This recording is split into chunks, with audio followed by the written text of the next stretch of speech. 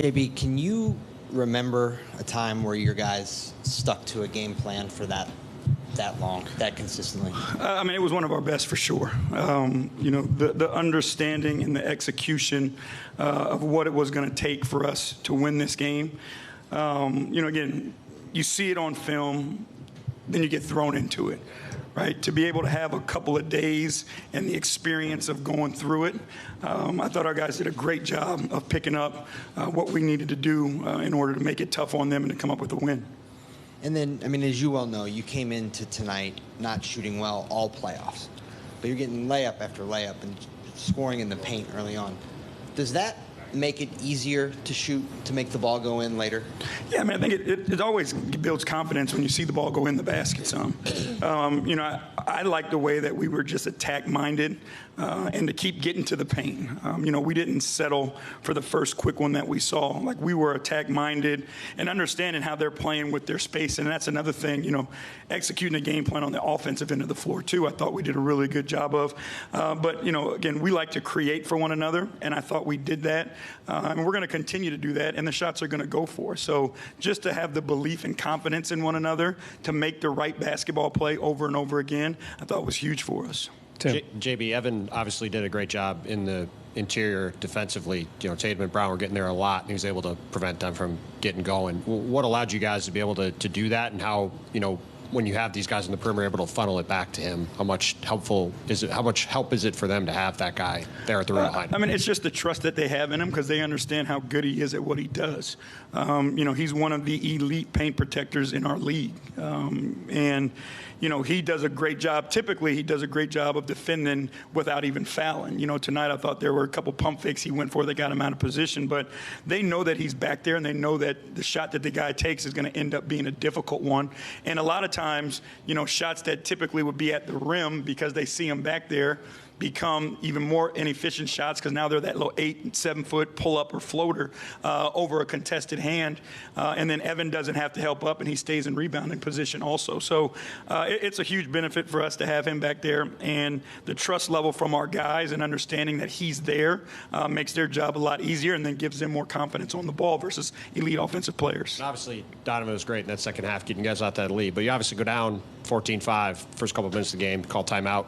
Things quickly turn around. What kind of went on in the timeout, and what allowed you guys to get back in the game right there before things obviously could have gone in another direction? I mean, it just was a conversation about what was happening. There were some loose balls that they got. Point of emphasis for us we needed to be better at. There was threes that they were taking, point of emphasis that we needed to be better at. So I think the guys stuck together and just made the shift. And then once they saw it start to work, their confidence grew that this was going to work, and they went out and executed it well. Steve.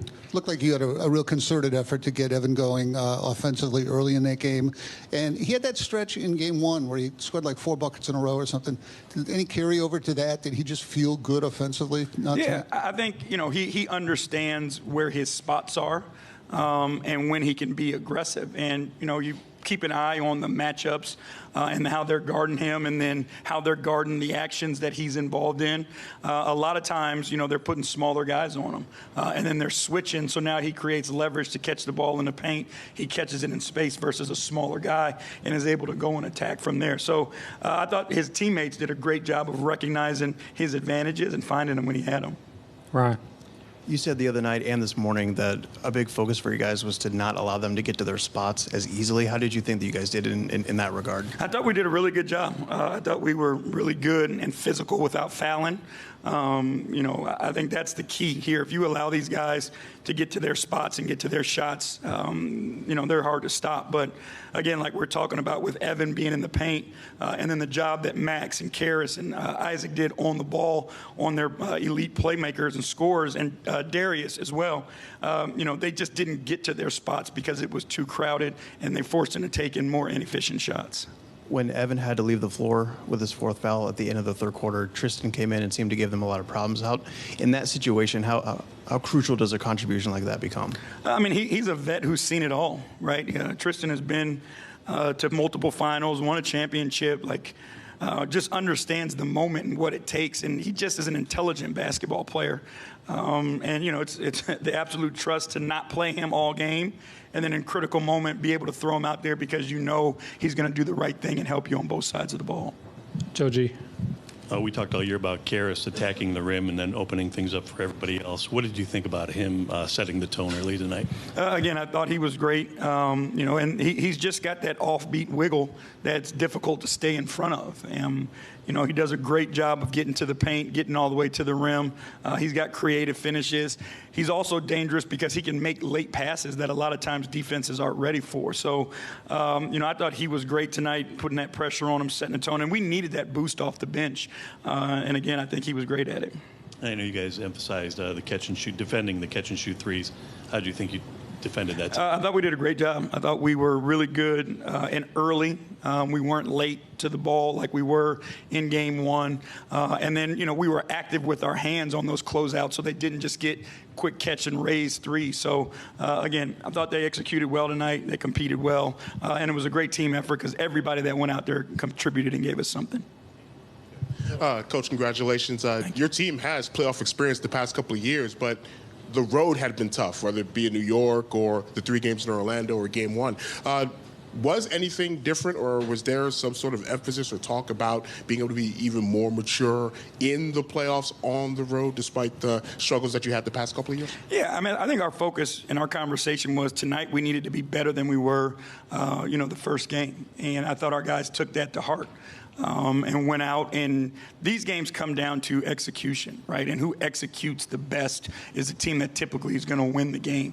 And I thought our guys executed a game plan tonight to a T and, did what they had to do to make it extremely difficult on Boston.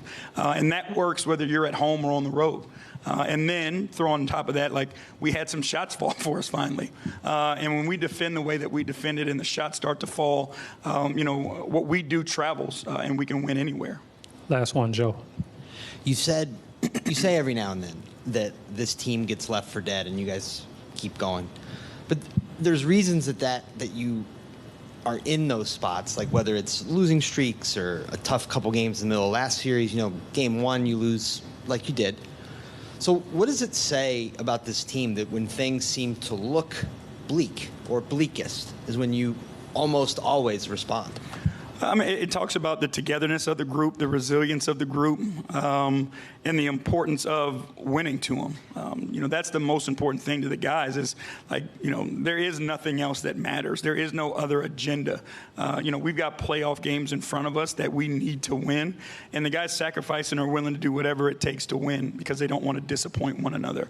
And that's why, again, when it seems like our back's against the wall and, things are, difficult, our guys figure out a way together to get through it. And again, speaks to their character and their want to do the right thing for one another. Appreciate you.